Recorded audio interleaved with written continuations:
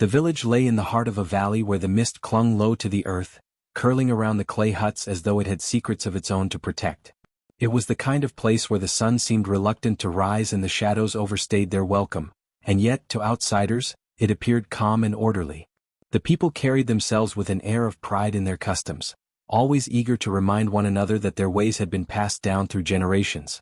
Among those customs was one that stirred whispers even in neighboring lands: the ritual of burial before sunrise. They believed the soul must be hidden in the earth before daylight touched it, for daylight could reveal whether the spirit departed in peace or unrest. To them, morning burials were a shield, a way to avoid shame if the dead were burdened with sin. But beneath this belief was something darker, something the villagers did not admit openly. When the drums beat in the dead of night and a family was called to the open grounds, everyone knew what it meant. Someone was to be buried before dawn, often hurriedly, often without farewell. No weeping aloud, no lingering touches, no time to question the truth. The silence of those moments spoke more loudly than cries ever could. It was a silence that carried judgment, a silence that condemned, a silence that erased. On one such night, the girl stood at the center of that silence. She was young, with a softness about her face that made her look like someone who would never cause harm.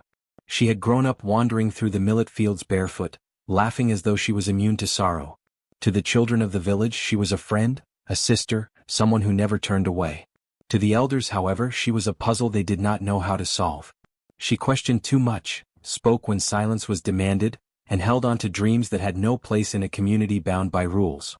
That restlessness, harmless as it was, painted her as different, and in a place where sameness was survival, difference could be deadly. The story they told was simple: she had brought dishonor. Some said she had stolen from the chief's household, though no proof was ever shown.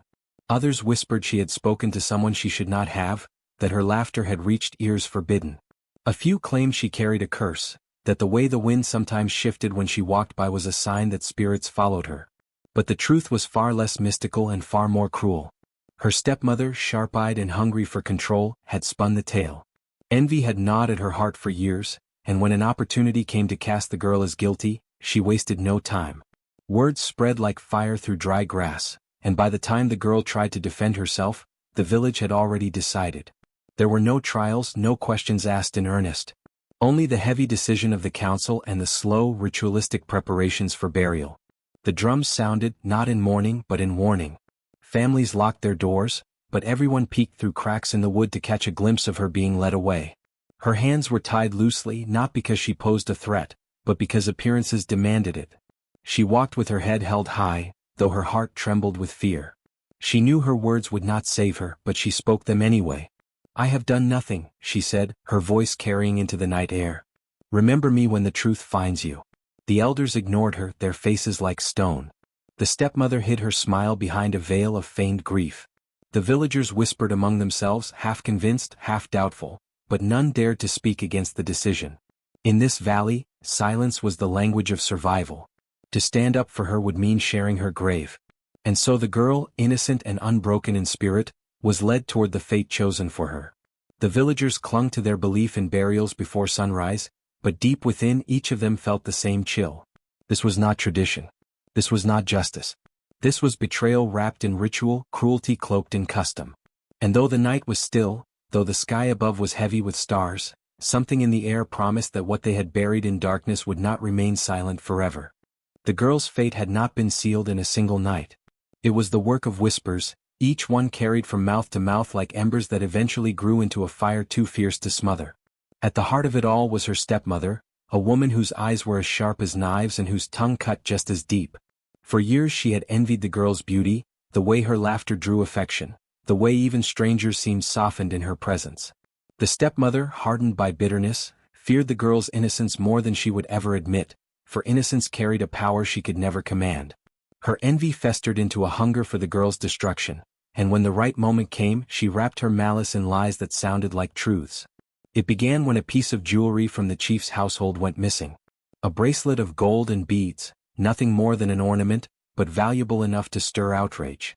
The stepmother's voice rang first in the darkness. "Did you not see her near the chief's compound?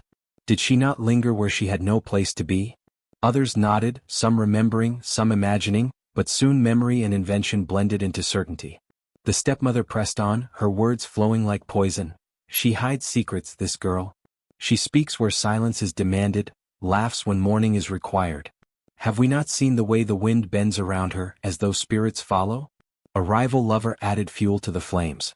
The girl had once smiled at a young man who belonged to another, and that smile had been enough to ignite jealousy.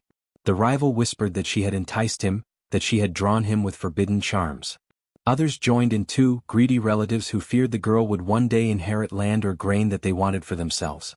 Each lie was small on its own, but together they built a mountain so large that no one dared climb it to search for truth. The council did not ask for proof. Proof was heavy and required patience. Whispers were lighter and easier to carry. They gathered in the night, torches burning low, and announced that she had dishonored the village. The punishment, as always, was quick burial before sunrise. The people gathered, not out of eagerness but out of fear. In this valley, to stay silent was safety, and to question the council was to risk joining the condemned. They watched her with wide eyes, each person convincing themselves that if so many spoke against her, then surely the guilt was real. The girl, bound by ropes that seemed more symbolic than necessary, stood tall before them. The moon hung low, its silver light falling across her face like a shroud. She looked less like a criminal and more like a child being led astray. "You are wrong," she said, her voice trembling but strong. "I have taken nothing. I have done nothing. You bury me, but it is not justice you bury, it is your own shame." Her words struck the air like stones, but they landed on deaf ears. The stepmother cried false tears, pressing her palms to her face as though grief consumed her. The rival lover's lips curved into a smirk she tried to hide. The greedy relatives stood in silence, already calculating how to divide what would no longer belong to the girl. Even those who doubted her guilt kept their eyes lowered, unwilling to meet her gaze. No one came forward, no one dared. Fear was the chain that bound them all. As the drums beat their low, sorrowless rhythm, the villagers formed a procession. She was pushed forward, her bare feet scraping against the dust, her shadow stretching unnaturally long under the moonlight. She cried out once more, louder this time, her voice echoing against the huts and hills. "Remember me when your lies return to you. Remember me when the earth does not stay silent." The sound lingered, carrying through the valley, but it stirred no rescue. Instead, the villagers tightened their circle, her cries swallowed by the rhythm of drums and the crunch of soil beneath their feet. Children peeked from behind doorways, their wide eyes reflecting the pale moon. They would remember this night, though they would not speak of it until much later, when memory could no longer be punished. To them, she looked like a ghost already, her face luminous in the torchlight, her body fragile yet unbroken. She walked without stumbling, as though guided by something beyond human strength. The image seared itself into the night. The girl, still alive, still pleading, being dragged toward her grave while the moon lingered above, indifferent and cold. Some villagers later confessed, in whispers too faint to be recorded, that they had heard the earth resist when the first shovel broke it, as though even the soil knew the girl was not meant to lie within it. Others swore they saw the stars blink out one by one as she was led away, as though the heavens themselves turned their faces in grief. But no voice rose in her defense. No hand reached to free her. Her final cries faded into the distance, blending with the drums until only silence remained. A silence not of peace but of guilt. A silence that the villagers would carry with them, heavy and haunting, long after the burial. And as the moon began to sink, the girl's shadow stretched thinner and thinner, as though it lingered even when her body would soon be taken from the world. That shadow seemed to whisper promises the villagers did not understand. It clung to the edges of their homes, followed them into their dreams, and even before the first soil touched her skin, it warned them, betrayal never sleeps. The burial was carried out in the hour when the sky was neither night nor morning, when the stars still burned faintly yet the edge of dawn threatened to push them away. It was the hour chosen not for holiness but for secrecy. Few dared speak of it, yet all understood why. To bury someone before the sun's first light was to keep their shame hidden from the eyes of the day, to prevent the truth from surfacing with the morning breeze. And so, while the rooster still slept and the valley was wrapped in its coldest silence, the procession came to a halt at the edge of the burial ground. The men with shovels began their work. Their faces were blank, their movements stiff, as though they had buried more than bodies before. Some avoided looking at the girl, focusing only on the earth they were turning. Others cast quick glances her way, their eyes betraying unease. With each strike of metal against soil, the sound seemed to echo louder than it should have, ringing in the air as if the valley itself were listening. The girl stood bound but unbroken, her chest rising and falling quickly, her lips parted as though she might speak again. But no words came, only the weight of despair pressed deep into her silence. The stepmother stood closest, her veil dampened with false tears. To those who did not look too closely, she seemed overcome with sorrow, but beneath the veil her mouth twitched with satisfaction. She had orchestrated this, woven her lies carefully, and now watched them bloom into reality. Yet even she felt a chill when the wind shifted suddenly, carrying with it the smell of damp earth and something sharper, something metallic like blood on the air. She pressed her lips together, convincing herself it was nothing. The elders stood with torches, their shadows long and wavering. They told themselves they were carrying out justice, that the ritual had meaning. But in the deepest corners of their minds, guilt stirred. They could not explain why her eyes seemed to pierce through the darkness, why her silence spoke more loudly than her words ever had. Still, they turned their faces away, their authority too fragile to allow doubt. The villagers gathered behind them, a crowd thick with fear. Mothers clutched their children, covering small mouths to prevent them from crying out. The young men shifted uncomfortably, their hands restless at their sides. They were told to watch, to learn that disobedience had consequences. And so they watched, though many wished they could close their eyes. The hole deepened, the rhythm of shovels filling the night. Each scoop of earth seemed heavier than the last, as though the ground resisted being disturbed. One of the diggers paused, wiping his brow with the back of his hand, muttering under his breath that the soil was unusually hard. Another struck his shovel down only to hear a sound that was not the dull thud of earth, but something sharper, almost like a knock from below. He froze, staring wide-eyed at the dirt, but the elder beside him barked at him to continue. And so he did, though his hands shook with every movement. When the grave was ready, they led her forward. She did not struggle. She did not weep. Instead, she looked at them each in turn, her gaze lingering as though she wished to burn her face into their memory.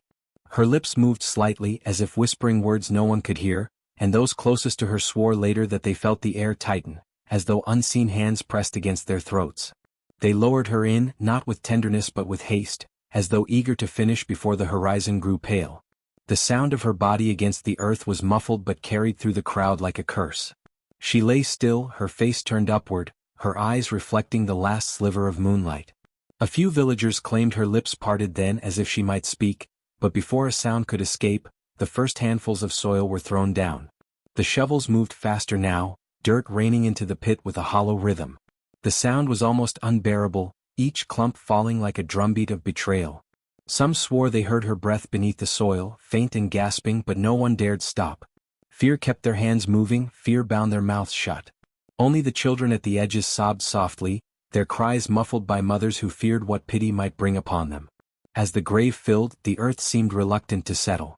Each layer felt as though it rose back against the shovels, refusing to accept what was being forced into it. The diggers grew weary, their arms aching, their brows soaked in sweat though the night was cool. It was as if the ground itself resisted, as if the valley understood something the people did not. At last the final mound was shaped, smoothed flat by trembling hands. The torches flickered violently, casting the burial ground in restless light. The elders murmured the final words, their voices uneven, and the stepmother let out a wail that rang false to any who truly listened. The crowd began to disperse, retreating into the shadows of their huts, carrying with them the memory of her eyes, the sound of her last breath beneath the soil, and the chilling sense that what they had buried was not finished with them. For as they walked away, the wind rose suddenly, rattling branches, scattering dust across the fresh mound. It sounded eerily like knocking, faint but steady, as though from within the earth itself. Those who heard it froze, their blood turning cold, but not one dared to turn back. They pressed forward into the darkness, pretending the sound was nothing more than the restless stirrings of night. When the first rays of the sun broke across the valley, they fell on a village cloaked not in peace but in a silence that felt too heavy to be natural. Usually, mornings were alive with the crowing of roosters, the bleating of goats, and the chatter of women drawing water. That day, however, the air felt stilled, as though dawn itself hesitated to fully arrive. The roosters crowed late, their cries sharp and uneven, and the goats refused to graze near the burial ground. Even the dogs, creatures that barked at the slightest stir, lay low to the earth, their ears flat against their heads, growling at shadows no one else could see. The villagers moved cautiously, as if each step risked stirring something hidden beneath the soil. Mothers hurried their children into the huts, fathers spoke little as they prepared for the day's work. Yet no matter how they tried to resume routine, the unease was too strong to ignore. The wind that swept through the valley came in sudden bursts, sharp and cold, carrying dust into eyes and mouths. It shifted in directions it never had before, spinning in circles that left the trees trembling. Some said it sounded like a voice, low, distant, muffled, though when asked to repeat what they had heard, none could find the words. By mid-morning, whispers began to ripple quietly among the people. Children, their innocence too pure to be silenced by fear, spoke of hearing something strange at dawn. A group of them, still rubbing sleep from their eyes, told their mothers that they had been awakened by a soft, rhythmic sound, like knuckles against wood. They said it came from the direction of the burial ground, that it grew louder before fading into the wind. One boy claimed he even felt it through the ground, a vibration beneath his sleeping mat, as if the earth itself were restless. The mothers shushed them quickly, warning them never to repeat such things where others might hear. Yet the children's eyes remained wide and their stories, whispered in secret, began to spread. As the day grew brighter, the elders gathered in the shade of the council tree. Their faces bore the stern expression of men unshaken, but their voices betrayed them. They dismissed the children's words as nonsense, the natural imaginings of young minds who had seen too much in the night. "The dead do not rise," one elder said firmly, though he kept his gaze on the ground as he spoke. Another waved a hand, muttering that the wind always played tricks after a burial, that strange sounds were nothing unusual. They ordered the villagers to focus on their work, to put the night behind them. Yet the people noticed how the elders' voices cracked, how their hands fidgeted as they held their staffs. Privately, fear gnawed at even the bravest. Women fetching water from the stream whispered to one another that the ripples on the surface moved strangely, as if stirred from beneath. Farmers in the fields swore that their hoes struck the earth harder than usual, the soil clumping stubbornly as though it resisted being broken. Hunters who ventured toward the forest returned quickly, claiming the birds were silent and the air too heavy to breathe. By afternoon, a strange stillness fell over the burial ground. No one dared to go near, but all felt its presence, as if the mound itself pulsed faintly, alive in ways it should not have been. Children dared each other to creep close, but none managed more than a few steps before running back, their faces pale with fright. One girl claimed she saw the soil shift slightly as though something beneath it stirred. When she told her grandmother, the old woman slapped her cheek lightly, not out of anger but out of fear, hissing that such words invited danger. The stepmother too walked with unease. Though she wore the mask of mourning, tears painted on her cheeks, her heart twisted with a dread she could not admit. The lies she had woven seemed strong the night before, but in the harsh light of day they felt fragile, as though one true whisper from the grave could unravel them all. She avoided the burial ground entirely, her steps hurried whenever the wind shifted in its direction. The village carried on, but beneath every task lay the same unspoken question. Had the girl truly been silenced? No one asked aloud, yet each carried the answer in their private fears. The animals sensed it, the children spoke it, and even the wind seemed determined to remind them. The sun climbed higher, but no warmth entered their bones. By evening, as shadows lengthened once more, the villagers clung to their fires, dreading the darkness that would soon return. For in their hearts, they knew the day had not banished the night's unease. It had only sharpened it, preparing them for what would come when silence fell again. As the sun began its slow descent behind the jagged hills, the village seemed to hold its breath. The colors of the sky, once warm and golden, deepened into bruised shades of purple and red, as though the heavens themselves bore witness to a wound. Normally, evenings were filled with laughter, with the crackle of fires and the scent of food rising from clay pots. But on this night no one lingered outdoors. Doors were closed early, torches lit too soon, and families huddled together, speaking in voices so low they barely carried beyond the walls. The family of the girl, her father, her stepmother, and her younger half-brother, sat in uneasy silence. The father's face was drawn, his eyes hollow as if he had aged 10 years overnight. Though he had not raised his voice to defend his daughter, he carried the weight of knowing he should have. The guilt gnawed at him heavier with each hour. He stared at the floor, unable to meet the eyes of his son, who shifted restlessly, confused by the strange sorrow that clung to their home. The stepmother meanwhile busied herself with trivial tasks, rearranging baskets, fidgeting with pots, but her movements were sharp, frantic, betraying the storm in her heart. She had achieved what she wanted, yet unease coiled around her throat like a rope. Each sound outside, the howl of a dog, the snap of branches, made her flinch. She feared not the villagers, but the silence of the grave she had helped fill. As darkness thickened, the village was pierced by strange noises. At first it was faint, a scratching sound, subtle and irregular like claws against stone. Children pressed closer to their mothers, whispering that it came from underground, from the burial ground itself. Then came a knocking, distant but deliberate, echoing faintly through the still air. It carried with it a rhythm too purposeful to be nature, too steady to be dismissed as wind. The elders who sat together by the council fire straightened at the sound. They exchanged uneasy glances but said nothing, for to admit they heard it was to admit they might have been wrong. Still their torches flickered wildly, their flames bending as if bowing to something unseen. Whispers followed. Not the whispers of villagers but something softer, more spectral. It seemed to ride on the wind, weaving between huts, slipping through cracks in wooden doors. The words could not be understood but the tone was unmistakable, pleading, accusing, warning. Those who heard it felt their skin prickle, their hearts thud violently against their ribs. Mothers clamped their hands over their children's ears, but the whispers seeped through, finding a way into every heart.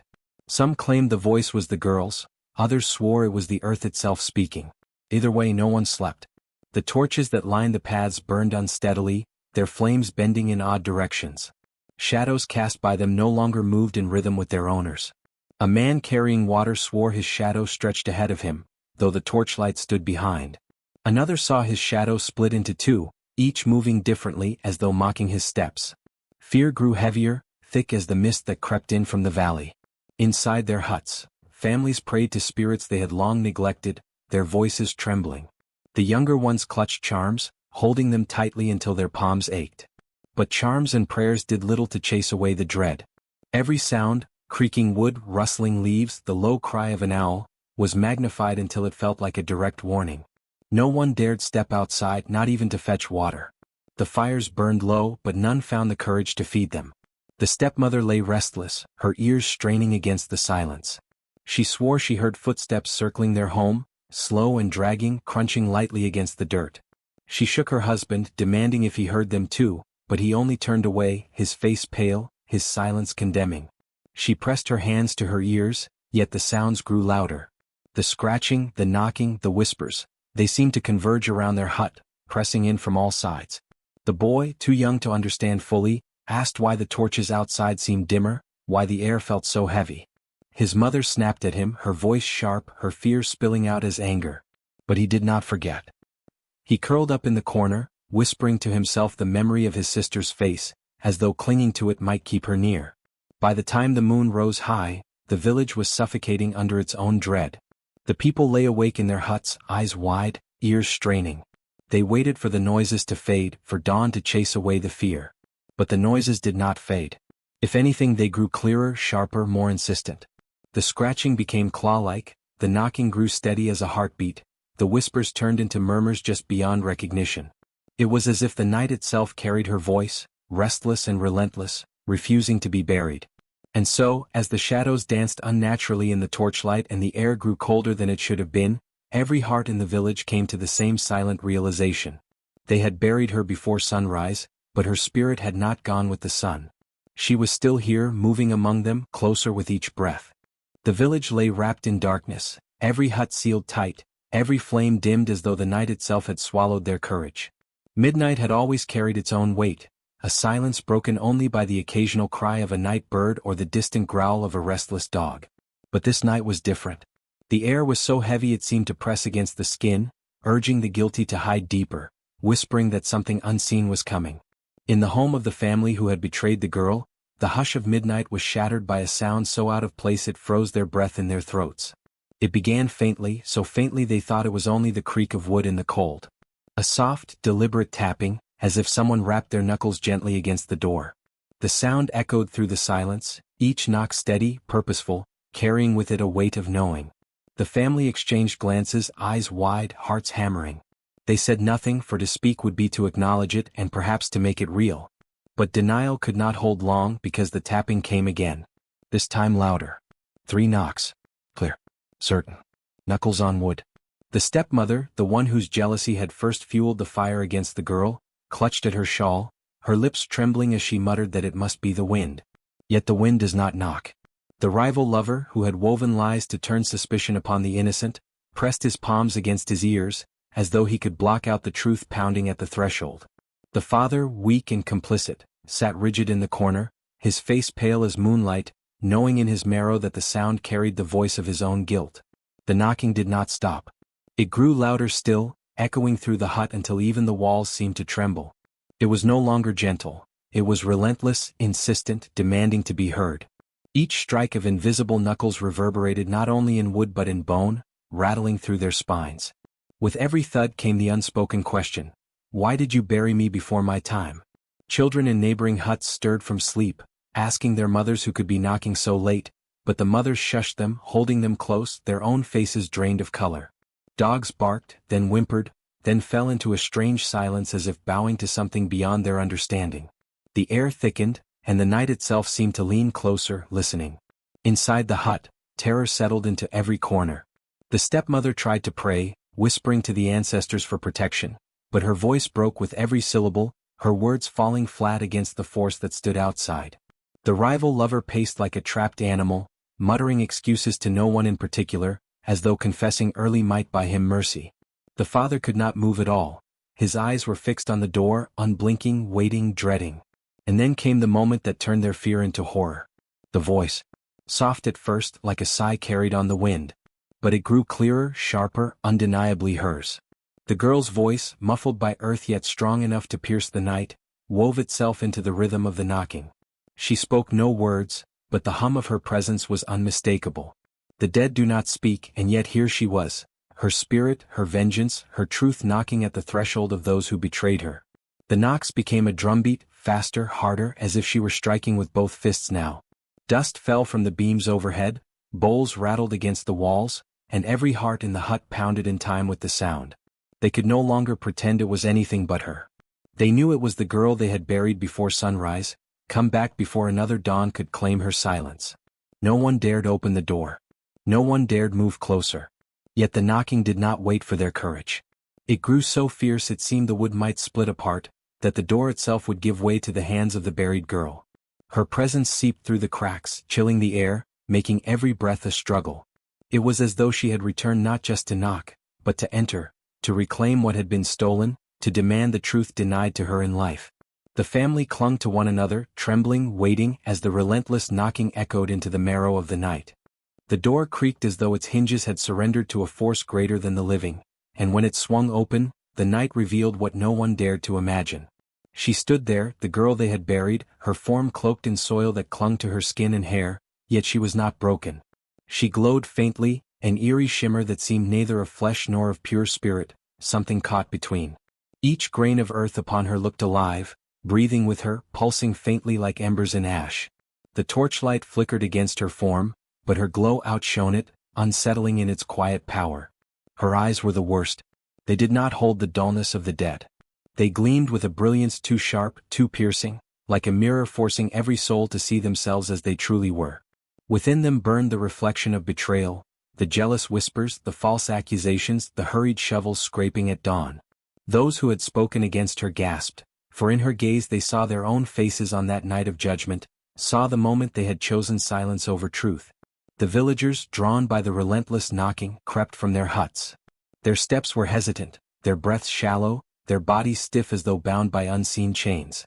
They clustered together at a distance, staring, whispering, unable to accept what their eyes delivered. Mothers clutched their children close, muttering prayers into their hair. The men who had carried the shovels that night lowered their heads, unable to bear the weight of her stare. No one dared step forward. Even the elders, whose authority had been unquestioned for decades, hung back, their staffs trembling in their hands. The air itself seemed to thicken around her. A chill swept through the village though no wind stirred, and every torch sputtered, its flame shrinking as if afraid. The silence was so complete that even the insects held back their hum, as though the night itself was listening, waiting. Her chest rose and fell, slow, deliberate, and with it came the sense that she was reclaiming breath stolen from her. And then, at last, she spoke.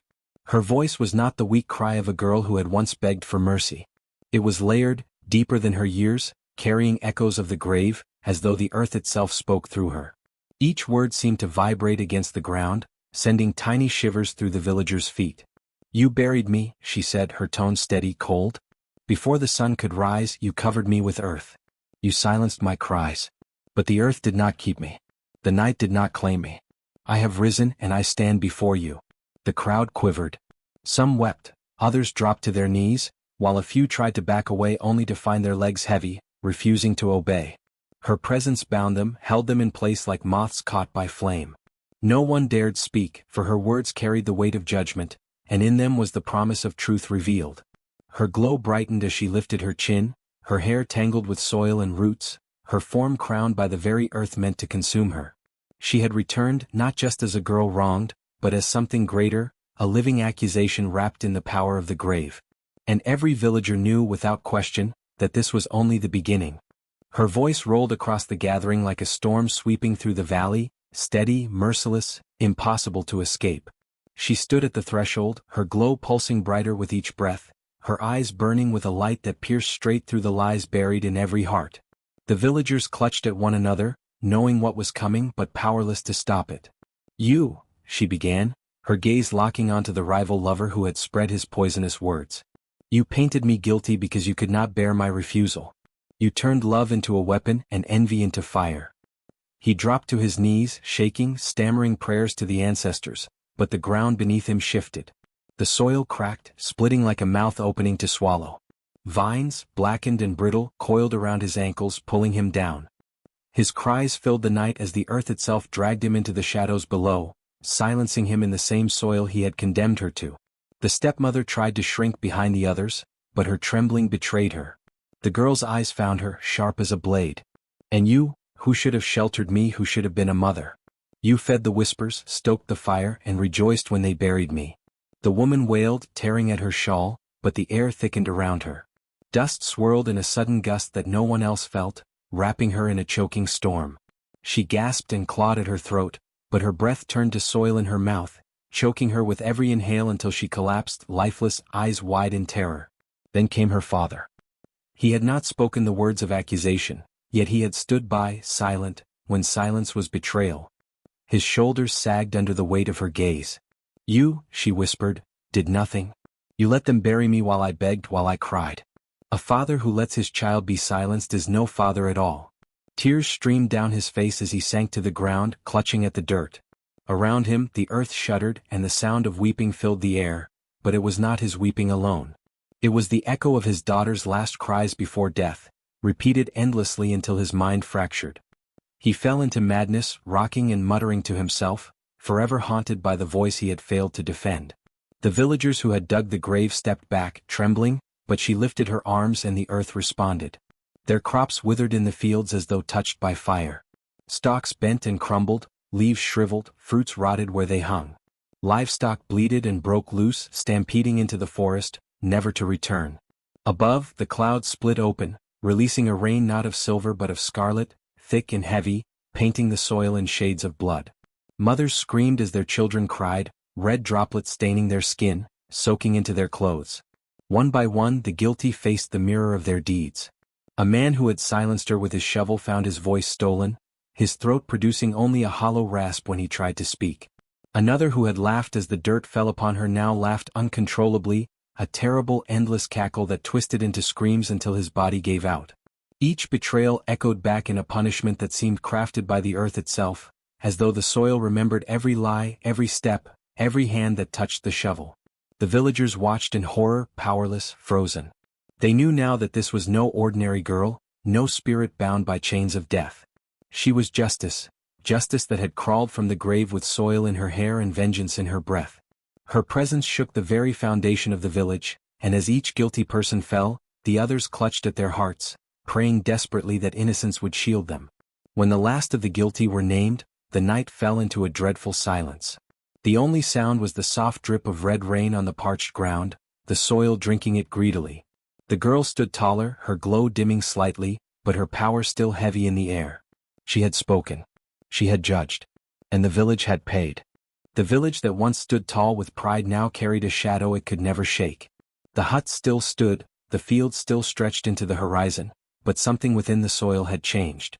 It breathed differently now, as if every step stirred echoes of the night they had tried to forget. Survivors spoke in hushed tones, glancing over their shoulders even in daylight, because they knew the earth listened, and the earth remembered. Where once there had been songs of harvest and laughter around fires, now there was silence broken only by whispers.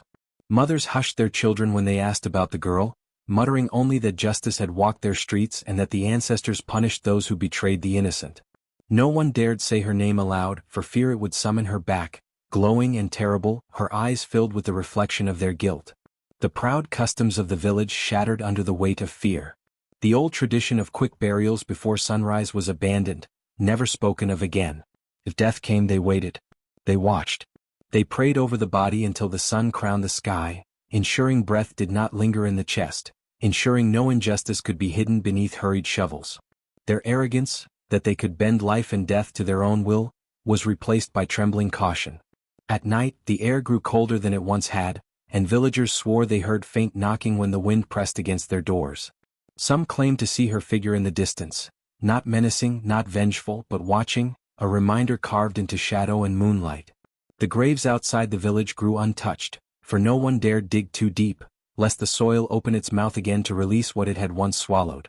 Travelers who passed through carried the whispers to other lands, telling of a place where the rain once turned red, where the earth rose to defend the innocent, where betrayal birthed terror. The village became a warning, its name spoken with caution, its story woven into fireside tales told to children. And the lesson was always the same: never bury the innocent in haste, never silence truth with soil, for the ground remembers what men try to forget. The survivors lived, but they lived haunted. Their steps were heavy, their voices subdued, their eyes always on the ground, afraid of what stirred beneath. Pride had left them. Only fear remained. And in that fear, a strange kind of justice lingered, ensuring no one could ever again mistake cruelty for tradition. Her story did not remain caged within the borders of the haunted village. It spread like fire carried by the wind, whispered by travelers at crossroads, woven into songs by wandering storytellers, and etched into the memory of neighboring clans. They called her the girl who knocked at midnight, the one who rose from the grave not to haunt blindly but to claim her truth. Every retelling carried a tremor, for those who spoke her story did so with a mix of awe and dread, knowing it was not just a tale but a warning carved into the earth itself. Parents leaned close to their children at night, voices low but firm, weaving her tale into lullabies and lessons.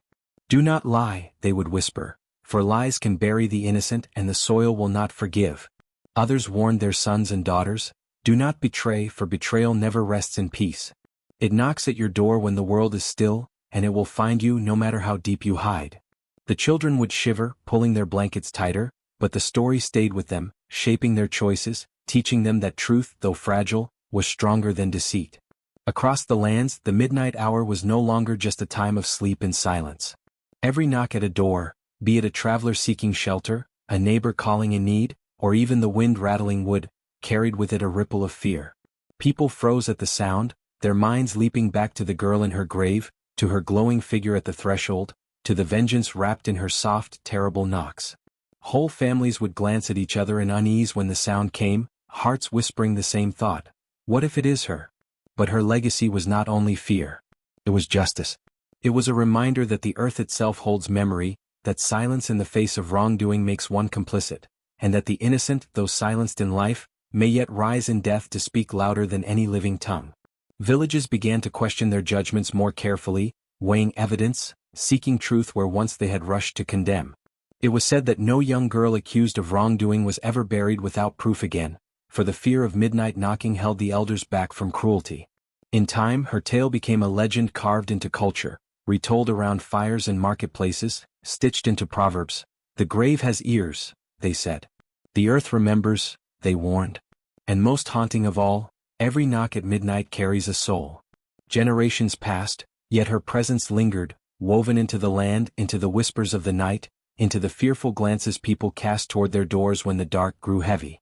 She was remembered not merely as the girl who died unjustly, but as the girl who returned, radiant with earth and vengeance, to claim her truth when no one else would.